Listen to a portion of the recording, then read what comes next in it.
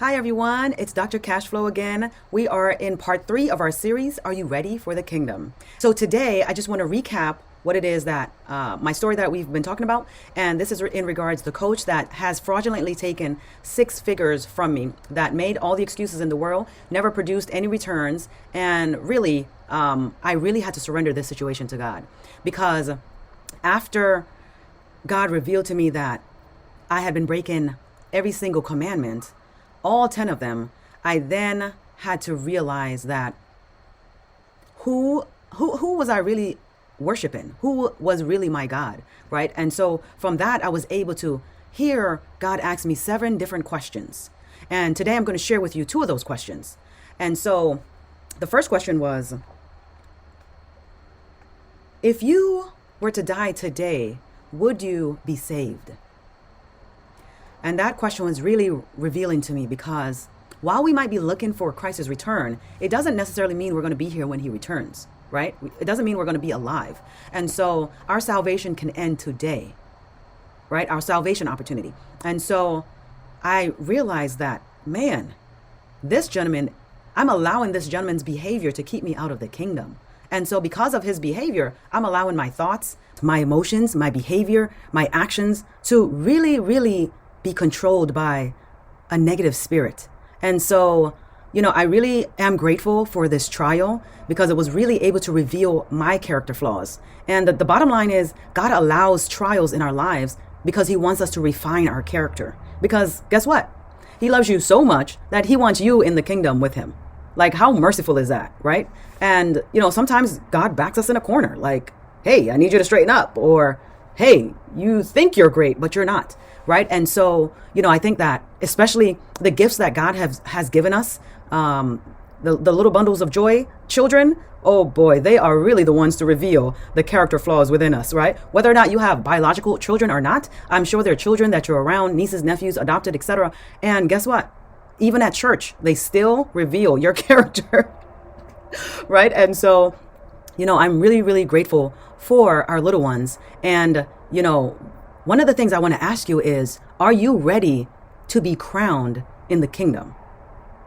Right? Are you ready to put on that robe of royalty, that crown of glory, because you have been so faithful to God in glorifying him and representing his character, right? And so there's so many issues that are going on in many people's, their mental state, and they're alone, they're broken. And, I just want you to realize that you are not alone. If you are interested in coaching, please reach out to me below at inspiredtolivenow.com and just fill out the form and let me know how we can work together.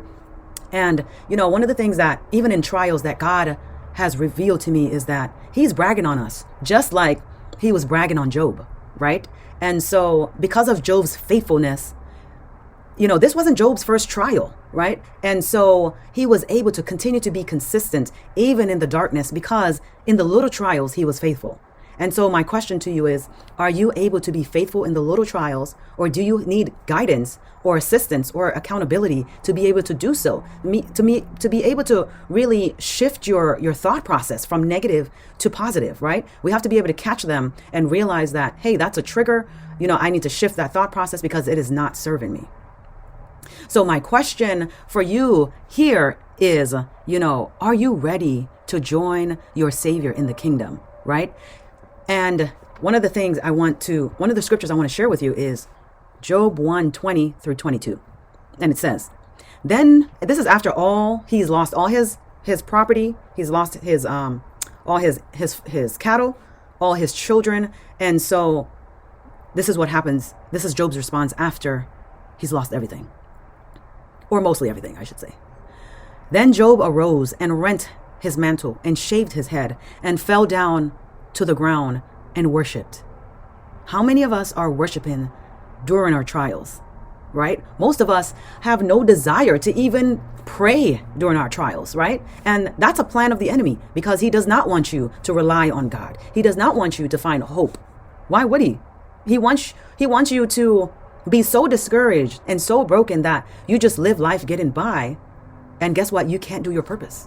You can't give God the glory that he deserves. And you can't impact the lives that God has called you to impact.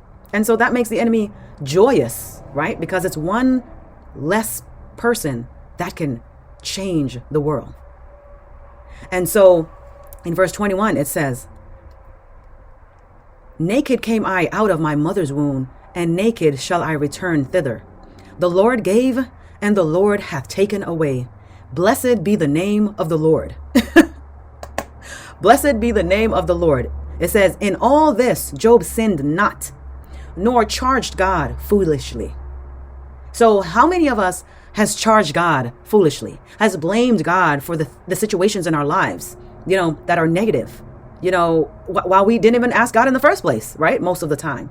Or maybe something has happened to someone innocently, right? And we charge God with that. But instead, we need to charge the enemy, because he is the one that is of evil spirits, right? He's the one of the demonic forces. And so if we're believing in God, we need to really believe in the dark side, which is the enemy, because he is there. Most people blame God, but realize that we are servitudes to the enemy as well. We love sin so much that we comply with most of what the enemy wants us to do, whether that's lying or stealing or murder or envy or jealousy or bitterness or resentment, unforgiveness. Oh boy, that's a really, really big one for Christians. Unforgiveness. These characteristics are going to keep us out of the kingdom, and one of the burdens I have is so many Christians are deceiving themselves, thinking that they're getting into the kingdom with the spirit of unforgiveness. And we cannot. We're fooling ourselves. If we're still having resentment towards someone that has done something to us, guess what? There is still unforgiveness. We might have forgiven surfacely, which is called pseudo forgiveness, right? Out of obligation to, this is what the Bible says. But deep down in our hearts, there's still roots. If there's still roots of bitterness and gossip or negative talk about that individual, about the situation, instead of using that situation to glorify God's name, guess what? You still have not fully forgiven. I'm sorry, I had to break it to you. But you unfortunately still have not. And so, God really wants you to have that peace in your heart. He really wants you to forgive. And many people feel like, oh, if I forgive, this person is off the hook. That is not what forgiveness means. Forgiveness means you are releasing yourself from bondage. It means that you have now peace in your heart towards that individual.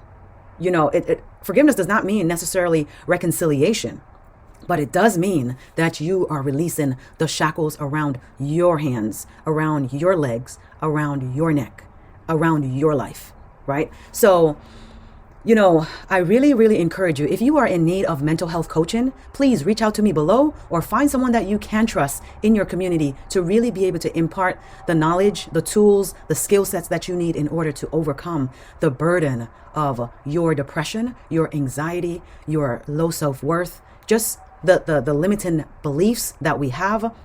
I just encourage you to reach out to me below at inspiredtolivenow.com and just fill out the form and let me know how we can work together, because guess what? There is a light on the other side of the tunnel for you, and we are all looking forward to the change that you can implement in this world so that you may bring God the glory.